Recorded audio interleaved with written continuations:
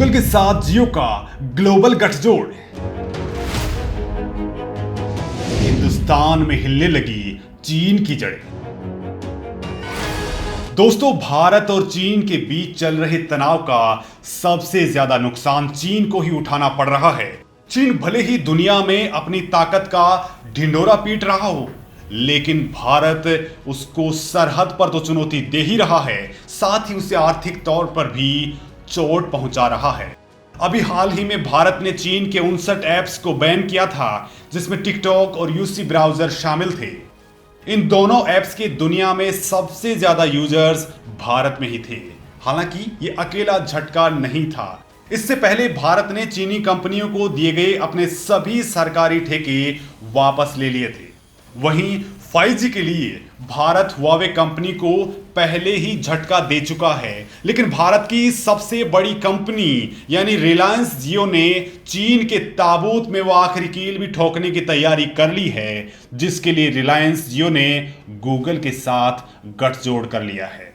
ये दोनों मिलकर चीन को ऐसी आर्थिक चोट देने की तैयारी में लगे हैं जिससे चीन तिलमिला गया है। दरअसल भारत के मोबाइल मार्केट पर कब्जा जमा कर बैठी चीनी कंपनियों के लिए खतरे की घंटी बज चुकी है, क्योंकि इस बाजार में चीन की धाक को कम करने के लिए अब जियो स्मार्टफोन के मार्केट में उतरने वाला है। रिलायंस के हेड मुकेश अंबानी ने 43वीं एजीएम की बैठक में इस बात का ऐलान कर दिया है, और इस ऐलान के बाद से ही चीन परेशान नजर आ रहा है।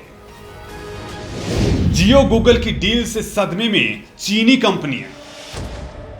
दोस्तों, वैसे तो चीन कई बार भारत की सीमाओं में घुसकर अपना अधिकार जमाता रहा है, लेकिन इस बार उसने ऐसा करके एक बहुत बड़ी गलती कर दी है। दरअसल चीन हमेशा सोचता था कि वो घुसपैठ करेगा और भारत पहले की तरह कुछ नहीं कर पाएगा, लेकिन दोस्तों चीन ये भूल गया था कि आज का हिंदुस्तान पुराने भारत से काफी अलग है, और अब चीन अपनी हर गलती का खामियाजा भुगत रहा है। पहले उसके ऐप बैन करके जोरदार झटका दिया गया, और अब चीनी कंपनियों को भारतीय बाजार से उखाड़ फेंकने के लिए रिलायंस जियो ने बड़ा कदम उठा लिया है।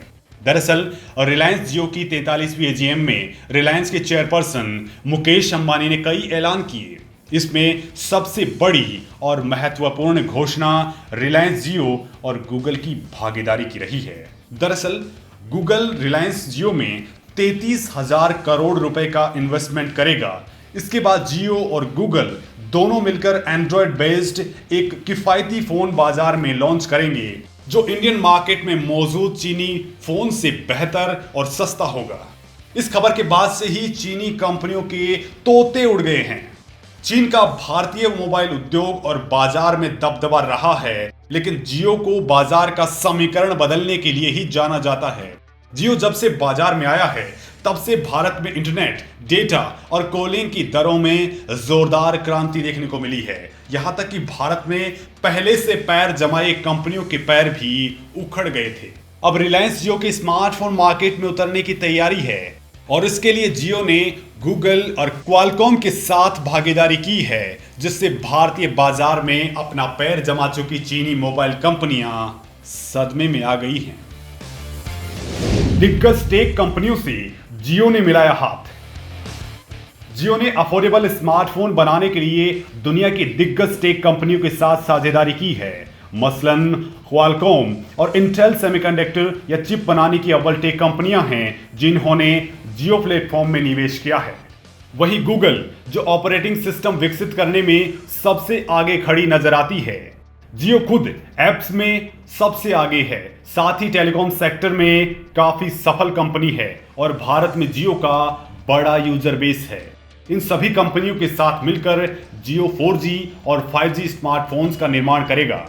जियो ने अगले 3 साल में अपने यूजर्स की संख्या 50 करोड़ करने का लक्ष्य रखा है। करीब 4 साल पहले दूर संचार क्षेत्र में कदम रखने वाले जियो के इस साल मार्च तक 38 करोड़ 75 लाख 16,803 यूजर्स थे, और वो देश के 33.47% मार्केट शेयर के साथ पहले स्थान पर काबिज है।